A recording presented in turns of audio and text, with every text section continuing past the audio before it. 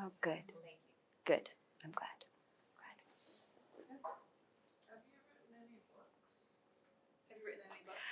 I have not. I have started some writings, though. Thank you for asking. Actually, when I got my tattoo, it was really cute because the gal who was giving me my tattoo, she said, "I really like how you talk. Do you write?"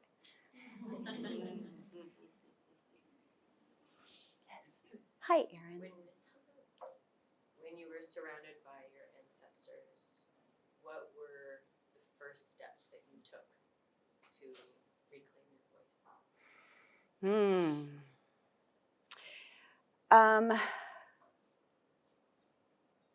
The first step was to start to lay down boundaries. You cannot generously love yourself and others without having loving boundaries, because you have to be able to show others how to love you well as well. And you can't do that until you know how to love yourself. And that's what I lost along the way. We abandon all of those signals within our own bodies, the feeling in the pit of your stomach where I don't really want to do this. And especially we as women and people of color, we get that a lot, where we shave off pieces of ourselves so we can fit into those spaces we want to go. So I had to lay down a boundary and say, no, this is who I am, and start reclaiming those things.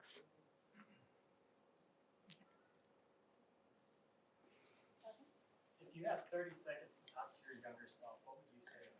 Oh, 30 seconds.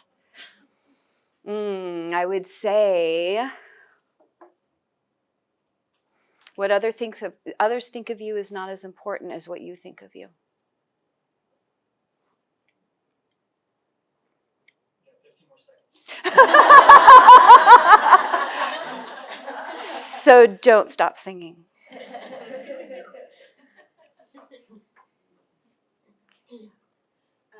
I really admire your love of language, and not just of learning, but of writing. Could you share a little bit more about like your own creative habits for learning more and then expressing yourself, the time you need for that? Oh, well, at one point in my life, I actually was a performer. I had a music scholarship, a vocal scholarship to go to PLU, and so I did sing while I was at college. And I also at one point had the audacity to answer an open call audition for Disney. And went to the Seattle Opera House, and here's all of these professional dancers and singers, and they're all stretching out, and I'm in my sweats. But I ended up getting cast and getting offered a position over at Euro Disney. Didn't take the opportunity, obviously, because I'm not over there, and that was a long time ago. But I would say that it's still an act of reclamation. I'm indulging. I view it now as something that's indulgent, because I've kind of got my mind into being a grown-up and all of my grown-up responsibilities. But I like to have time to just free write. So if I'm feeling a big emotion, I just free write, and then usually poetry comes from that. Being asked to do talks also helps to kind of open that up. I start to do free write, and then I get going on what it is, what is the life of this talk. I was just talking to Al Jolin about how this one, I think because it was creative, because it harkens back to something that I have always loved and wanted to be a part of my life always, and that was performing, that it gave me a lot more emotional responsibility, I guess, and I felt very, very much like I wanted this to be something really, really personal, but something also really enjoyable. And so I hope that's what it was for everyone.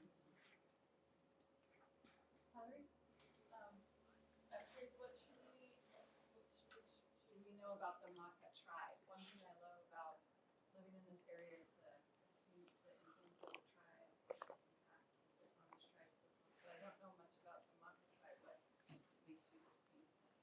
Thank you. It's macaw. That's okay.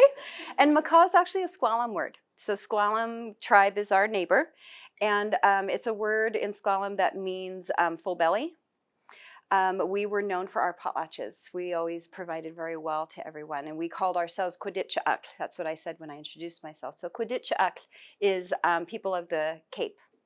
The majority of indigenous tribes will name themselves after where they are located, or where they are in relationship, again, like I said, about human people and the plant people and the animal people. The Makah are known for our whaling prowess. We are known from Alaska down to Baja California for our whaling abilities. And that's something that we have internationally now reclaimed and are starting to build back up again so that we can go out and start practicing our reserved and preserved rights. We are the only tribe that specifically preserved whaling rights within our treaties as well, because it is so important to our identity. Thank you for asking.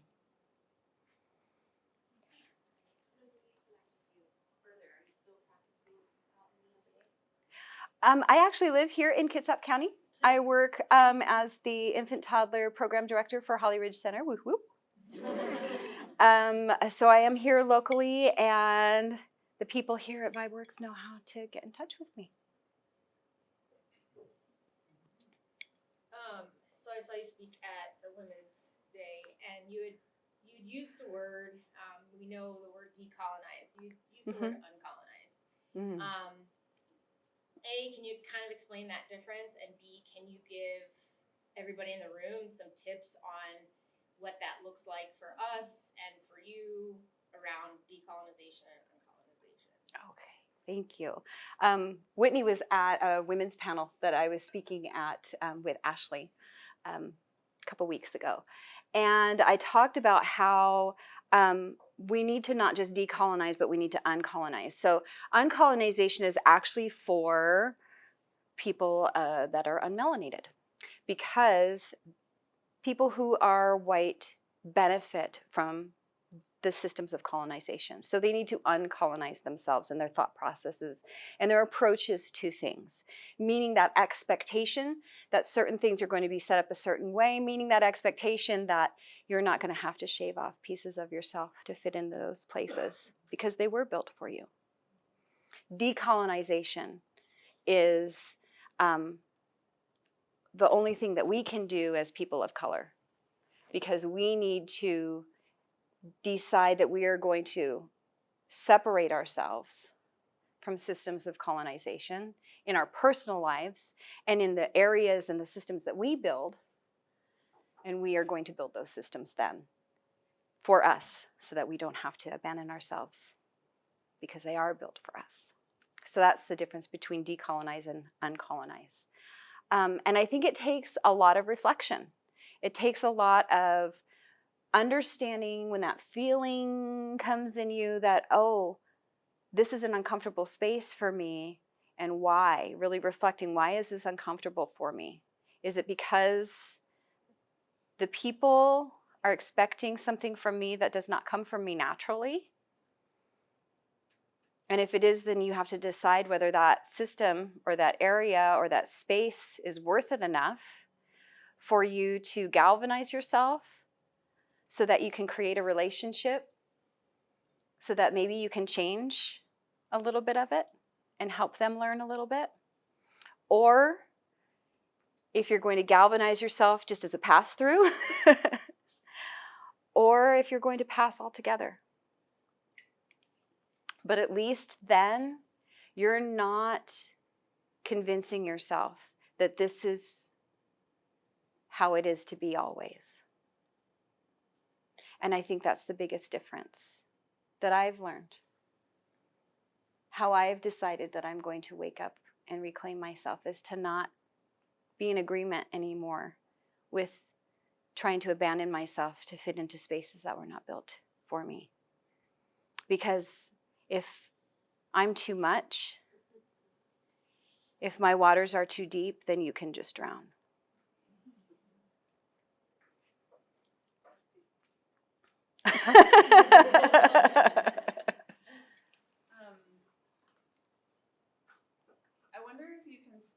to place and language. You kind of did with the oh bless your heart in the South, but place and language and being able to reconnect with yourself and reclaim some things.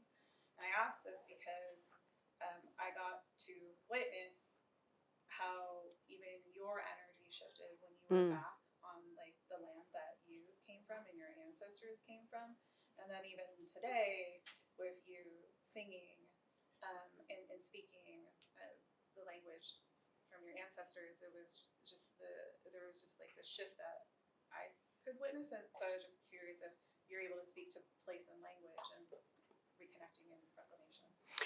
Thank you. Yes, absolutely. My grandmother and my father both did not speak language, nor did they sing. And I'm the only child in my generation who was raised in our traditions. So when my grandmother was young, she knew 5 languages. She was on the fishing boat with her father.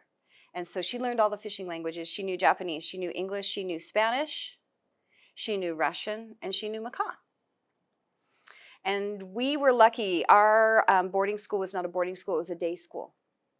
And so there was a wagon that would go around and would roust up all of the native kids and throw them in the wagon, and they had to go to school for the day. And at school, we were not allowed to speak our language. We had to speak English. And so if, on an off chance, they were able to find my grandma and bring her to school, even though she knew English, she refused to speak it. She would speak Makah. And they would take soap, lye soap, and wash her mouth out. They would have her grip the end of the desk and hit her hands. They would have her kneel on the hard floor and hold Bibles in her hands to try to beat the language out of her. But she took it because she knew that the other kids couldn't handle it. So she did it on purpose. My father never spoke the language, ever. So in one generation, completely eradicated. He left the reservation when he was 8 years old, and they moved to Seattle. And so my grandmother worked to try to help those Native Americans who did not have a place any longer. She worked to connect them with each other, to connect them with services, and to remind them of who they were. When I was 8 years old, we moved back to the reservation. I'm the youngest of all of my siblings, and so I am the only one that was raised in our traditions. So I'm where it stopped and where it began. And I think that the Kayas and the aunties that were able to teach me saw how much I wanted to learn. And it was different than some of the other kids because it was just normal for the other kids. It was no big deal. For me, it was a piece of myself that I recognized I needed, that I wanted, that I revered. And not in a way that I wanted to show it or show off, but as pieces of myself that I was picking back up and putting back into place. And I think that, again, somewhere along the way, I let go of those things to fit into places. And the reclamation of those things has become something of a kindness to myself and others. I used to armor up with my things that I would wear, but now I know that it is a joy and an expression, but also a kindness to others so that they know it's twofold. You know exactly who I am, so you can't make mistakes.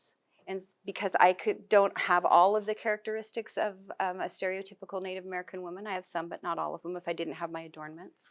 But it's also, you can't get off the hook. You can't get away with microaggressions because it's pretty obvious. And it is absolutely true. There is something that happens when you get back to what your original land is. There's something that happens when you stand on that land and you are surrounded by everything that you came from that ignites and it connects to something in your soul that you know heals and encourages and fills you up again.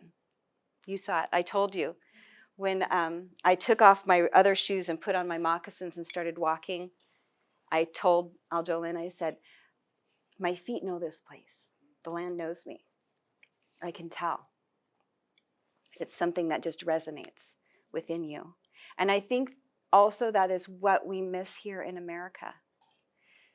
Native Americans are the only people who are from this land, and so many Americans don't know what that feels like. And they say they're American, but what they really are is European American or Asian American or African American, what have you. It's a secondary place. This isn't your home. And if you're not home, you can't feel fully safe, so no wonder you feel like you got to fight all the time. You're trying to protect yourself. Your brain is hardwired for survival. So if you don't feel safe, of course you're going to fight. I guarantee that if many people were able to reconnect with their land and their true culture, they would find those pieces of themselves that would make them whole again. So they would stop being so pointy and sharp and brittle and violent.